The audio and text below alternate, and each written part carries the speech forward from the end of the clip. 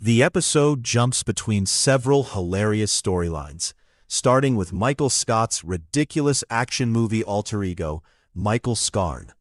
In the movie, Scarn is a legendary hero who is called in to rescue hostages from the dangerous villain, Goldenface. What follows is an over-the-top parody filled with dramatic threats, absurd action scenes, and Scarn's completely ridiculous attempts to save the day. To prepare for a major mission, Scarn even has to learn how to play hockey. He meets a tough trainer and goes through a bizarre training routine before becoming one of the hottest hockey players around. Eventually, Scarn gets closer to Goldenface, leading to a dramatic confrontation filled with classic Michael Scott-style humor. Back at Dunder Mifflin, things are just as chaotic. The employees find themselves dealing with an emergency and have to figure out who should take charge. Everyone has a different idea of what makes a good leader, creating an awkward but hilarious debate. Meanwhile, a small office accident turns into complete madness when a fire breaks out because of food left in a toaster oven. Everyone panics and rushes around trying to figure out what happened. Michael, naturally, makes the situation even more ridiculous and eventually turns the incident into another opportunity for one of his terrible jokes and songs. Michael also attempts to teach the office about diversity and inclusion.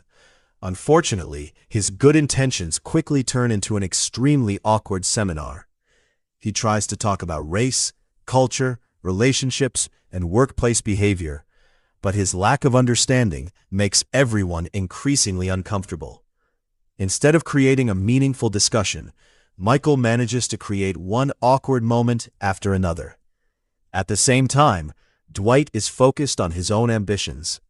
He visits Prince Paper, a competing paper company, hoping to land a new opportunity. Dwight tries to impress the owner by bragging about his sales record, and even attempts to prove that he could bring major clients with him.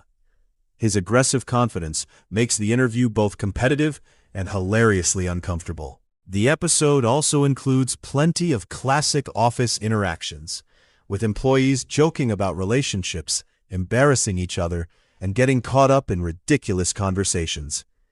Through all of it, Michael remains completely convinced that he is the smartest person in the room, even when his decisions clearly make everything worse. By the end, the episode becomes a perfect example of what makes The Office so entertaining. Absurd situations, awkward conversations, overconfident employees, and Michael Scott somehow turning every normal day into complete chaos.